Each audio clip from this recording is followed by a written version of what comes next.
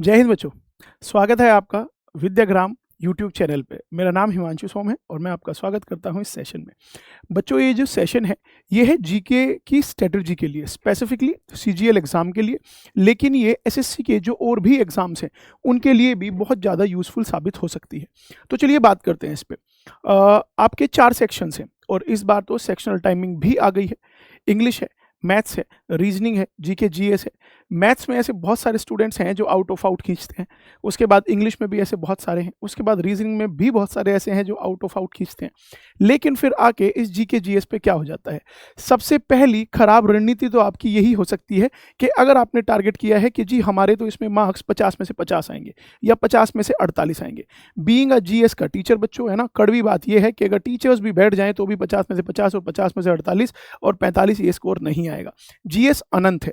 History में अगर आपने मौर्यन एम्पायर, जैनिज्म और बुद्धिज्म अगर पूरा एक दिन तक भी पढ़ा है, एक महीने तक भी पढ़ा है, तब भी चांसेस हैं कि जो क्वेश्चन आए वो थोड़ा सा बाहर आ जाए। ठीक है, तो इसको ना हमें थोड़ी सी हार्ड वर्क के साथ साथ थोड़ी सी स्मार्ट स्ट्रेटजी से थोड़ा सा प्लान करना पड़ेगा।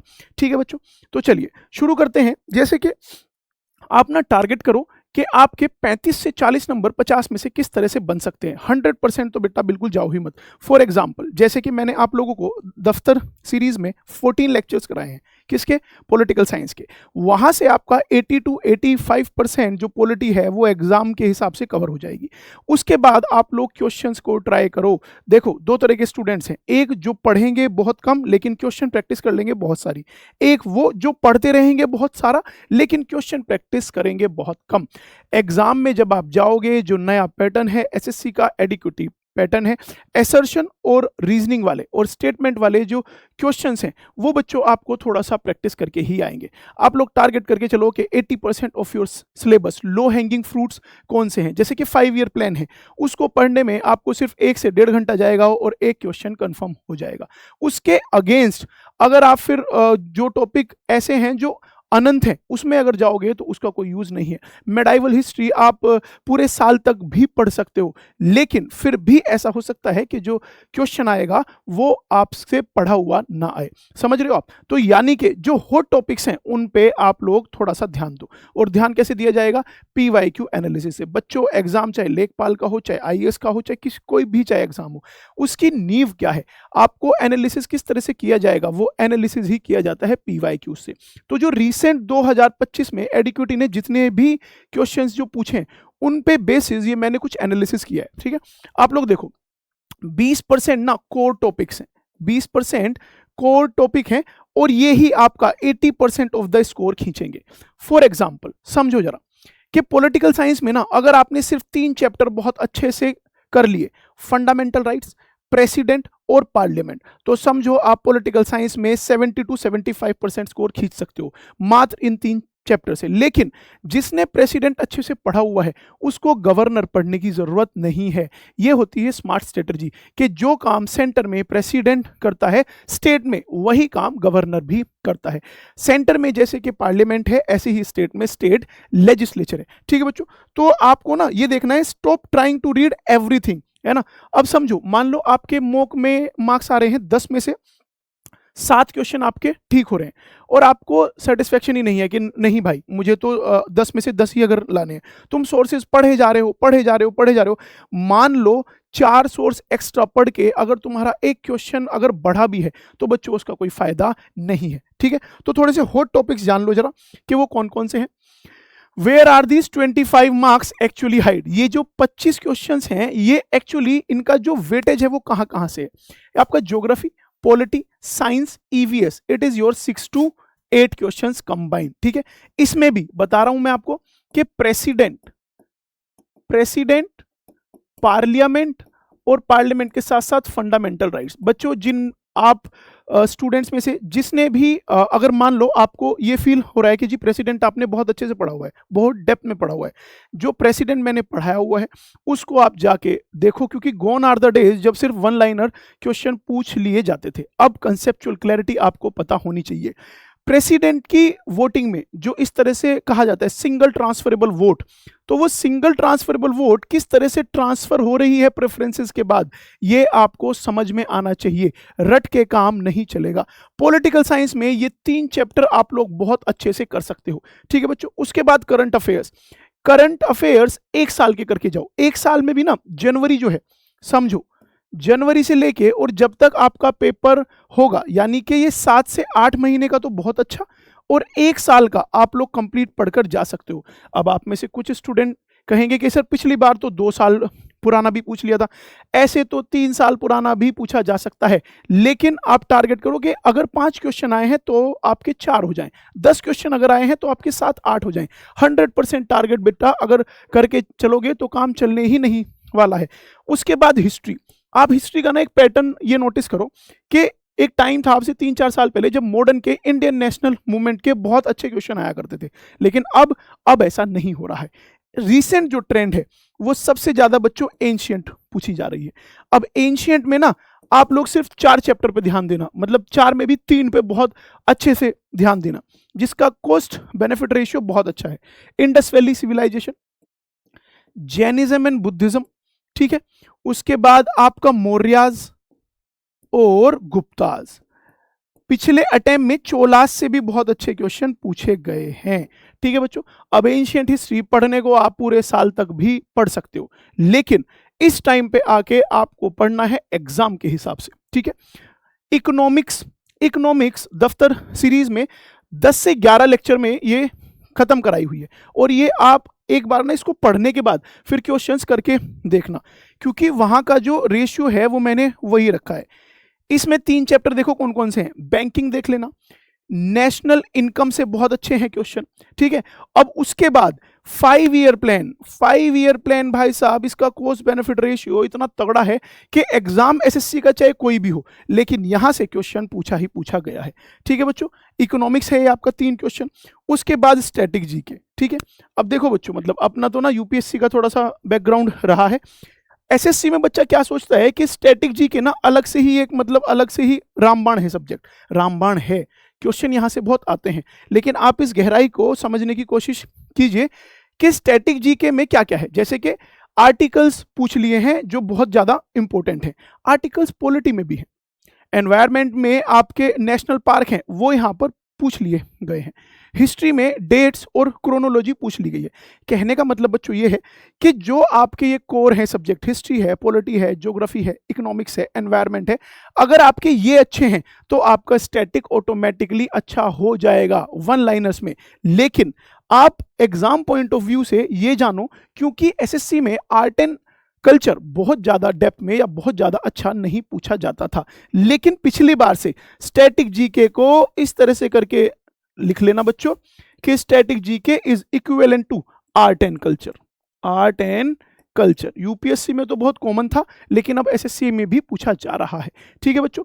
तो इसके लिए ना अगर आप लोग को के पास 1-2 दिन का टाइम दो, और 1-2 दिन के टाइम में ना 11th क्लास की जो एनसीईआरटी है रेड कलर की, उसको आप पढ़ने की कोशिश करो।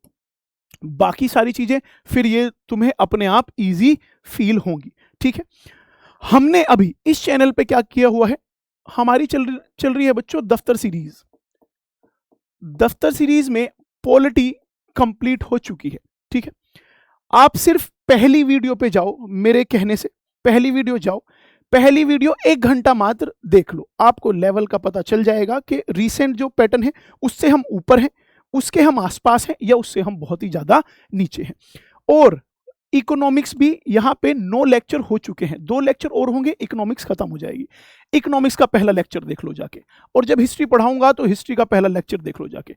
आपके एग्जाम से पहले ये जो हिस्ट्री, पॉलिटी और ये जो सब है सीजीएल में जो भी आएगा, ये आपके एग्जाम से पहले कंप्लीट करा दिया जाएगा। और सुनो, वीकली, हर वीक, अब जो हमने प्लान किया है, हर वीक आपको एक वीडियो 8 से 10 घंटे की सब्जेक्ट की मिलेगी। फॉर एग्जांपल पॉलिटी का 1 शॉट, जिसमें सीजीएल, सीएचएसएल, सीपीओ, स्टेनो, ये जितने भी एग्जाम हैं इनके 400 से 450 क्वेश्चन टॉप वाले आपको वीक के एंड पे मिल जाएंगे बच्चों, ठीक है।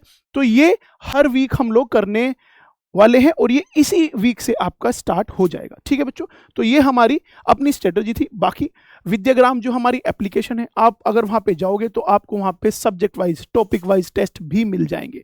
अगर कोई बच्चा थोड़ी सी डेप्थ में, थोड़ी सी डिटेल में और ऑर्गेनाइज स्ट्रक्चर में अगर पढ़ना चाहता है तो एक हमारे पास प्रहार बैच भी है जो कि एसएससी की तैयारी को आपकी कंप्लीट कराता है।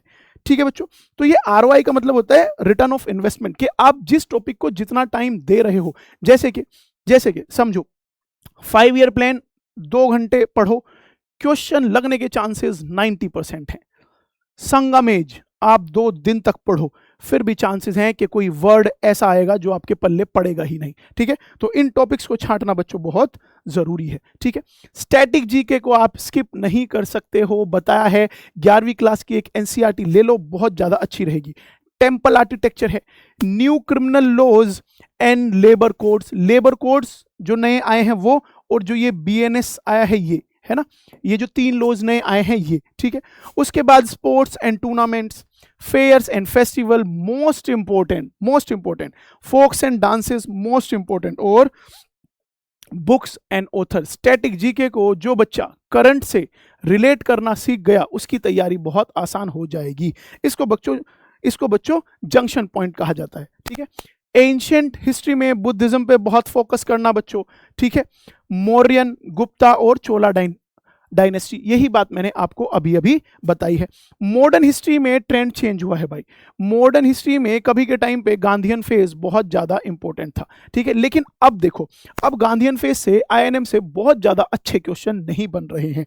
ठीक है, तो focus strictly on British act and policies. Social religious reforms, ये कल भी इंपॉर्टेंट थे, आज भी इंपॉर्टेंट हैं और ये कल भी इंपॉर्टेंट रहेंगे। ठीक है, मेडाइवल पे सबसे बाद में आना, और पूरी मेडाइवल पढ़ने मत बैठ जाना, इसका कॉस्ट बेनिफिट रेशियो बहुत ज्यादा अच्छा नहीं है। ठीक है, दिल्ली सल्तनत और मुगल एम्पायर, समझो बात को। एंशिएंट में से 4 चैप्टर कर लो, मेडाइवल में से 2 कर लो, और मॉडर्न में से 3 से 4 मैक्सिमम चैप्टर कर लो बस। ठीक है, ठीक है बच्चों। Current affairs target last 6 month, मैंने क्या कहा कि लास्ट के 6 महीने के तो बहुत ही अच्छे से, ठीक है, साल भर के तो बहुत अच्छा हो जाए, उससे आगे मत जाना क्योंकि फिर कॉस्ट बेनिफिट रेशियोज का खराब होने पे आ जाएगा। गवर्नमेंट स्कीम्स प्रायोरिटी पे रखना, उसके बाद इंडेक्स एंड रिपोर्ट्स रखना।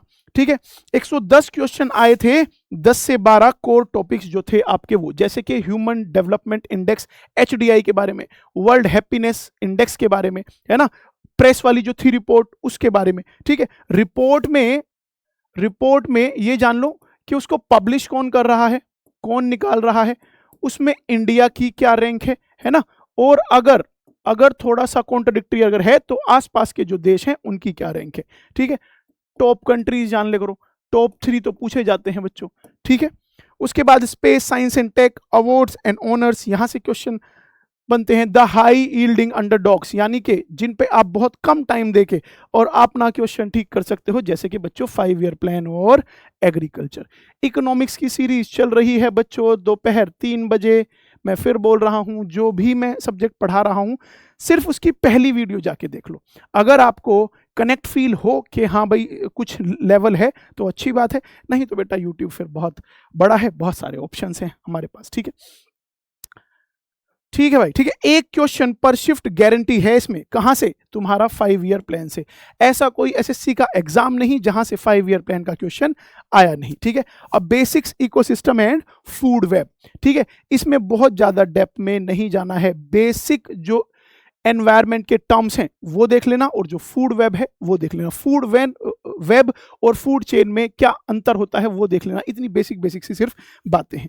ठीक है बच्चों, साइंस में कुछ क्वेश्चन ऐसे आएंगे जो 11वीं और 12वीं के हैं, जो आपका टाइम बहुत ज्यादा खींचेंगे। समझो इस बात को। देखो, स्ट्रेटजी की तो सारी बात है, अगर आपको कुछ भी नहीं आता है ऑब्जेक्टिव एग्जाम में तो भी 25% चांसेस हैं कि आप ये जो क्वेश्चन है इसको ठीक करके आओगे। अरे प्रोबेबिलिटी 4 ही तो है, लेकिन अगर आपने सिर्फ एक ऑप्शन अगर एलिमिनेट कर दिया तो चांसेस बढ़ के हो जाएंगे 33%, और अगर 2 एलिमिनेट कर दिए तो चांसेस हो जाएंगे 50%। 50% पे तुक्का मारना चलता है। ठीक है बच्चों, तो यहां पे आप फ्लूक भी जा सकते हो, लेकिन उससे पहले फिर नेगेटिव में आने की प्रॉब्लम हो जाएगी। साइंस के कुछ क्वेश्चंस ऐसे हैं जिन पे बहुत ज्यादा टाइम जाएगा, तो अगर ऐसा क्वेश्चन आप देखते हो तो उसको स्किप करने की कोशिश करना, ना कि उसमें आप इतना टाइम दे दो कि फिर बाकी के क्वेश्चन जो इजी हैं वो भी आप ना कर पाओ। टाइम जिसमें जाएगा ये है वो क्वेश्चन 11वीं और 12वीं की साइंस के, ये अगर दिख जाएं तो इनको छोड़ो। और इसके साथ साथ बच्चों, इसके साथ साथ जो असर्शन और जो रीजनिंग वाले हैं और जो स्टेटमेंट वाले हैं, इनको बच्चों आप लोग प्रैक्टिस करनी शुरू करो, ठीक है। जितना ज्यादा देखो, मॉक टेस्ट पहले तो जान लो कौन सा, ऐसा मॉक टेस्ट कि जहां पे तुम अगर देने जा रहे हो 50 क्वेश्चन और तुम्हारे 45 अगर ठीक हुए हैं तो दूर भागो भाई ऐसे टेस्ट से। हमेशा मॉक टेस्ट अच्छे वो हैं जहां पे आपने अच्छे से पढ़ा हो, फिर भी आपको क्वेश्चन ना लगे और आपको बहुत सारी चीजें उससे सीखने को मिले। टेस्ट करते बहुत लोग हैं लेकिन उसका एनालिसिस उसका बहुत लोग नहीं करते हैं बच्चों। तो ध्यान रखो, टेस्ट के बाद लिखो आउटपुट ऑफ टेस्ट नंबर 1, उस टेस्ट से आपने क्या सीखा, और फाइनल जब आपका पेपर होगा तो आप उस एक ही कॉपी से अपना रिवीजन कर सकते थे। अपनी प्रिपरेशन के टाइम पे मैं इसको एड ऑन फैक्ट की नोटबुक बोला करता था और ये बहुत ज्यादा यूजफुल साबित होती थी, ठीक है बच्चों। बाकी तो सब आप लोग जानते ही हो, है ना, ये जो टाइमर है ये सेक्शनल टाइमर वाला, अब ये भी सब चीजें हैं, बाकी तो आप सब जानते ही हो। ये मेरा एक थोड़ा सा सिर्फ एक प्रयास था कि आपको बता पाऊं कि आप जीएस की स्ट्रेटजी किस तरह से कर सकते हो। हमारे एंड से दफ्तर सीरीज चल रही है 3 बजे, polity completed, economics almost completed, history अब स्टार्ट हो जाएगी। हर वीक आपको एक 10 घंटे के आसपास की वीडियो 1 शॉट की, जो कि आपके लिए रामबाण साबित होगी, वो मिल जाएगी। उसके अलावा आप हमसे क्या चाहते हैं जरूर हमें कमेंट सेक्शन में बताएं। मैं आपके लिए इस जीएस की प्रिपरेशन में किस तरह से आपकी प्रिपरेशन आसान कर सकता हूं, ये मुझे कमेंट के माध्यम से जरूर बताएं। और जो बच्चे मेरे साथ दफ्तर सीरीज में जुड़े हुए हैं वो अपना फीडबैक भी जरूर छोड़ के जाएं, क्योंकि मुझे अभी कम लोग जानते हैं। तो अगर आप अपना फीडबैक छोड़ के जाओगे तो शायद उससे कुछ बच्चा वीडियो तक जाए। वीडियो तक अगर आप जाओगे तो टिक जाओगे, ये गारंटी मेरी है। और अगर मैं ऐसा कर पाऊं तो कमेंट छोड़ के जाना ही, ठीक है बच्चों, कमेंट एक छोड़ के जाना। मिलते हैं किसी नेक्स्ट वीडियो में, तब तक के लिए ध्यान रखो, पढ़ते रहो। जय हिंद।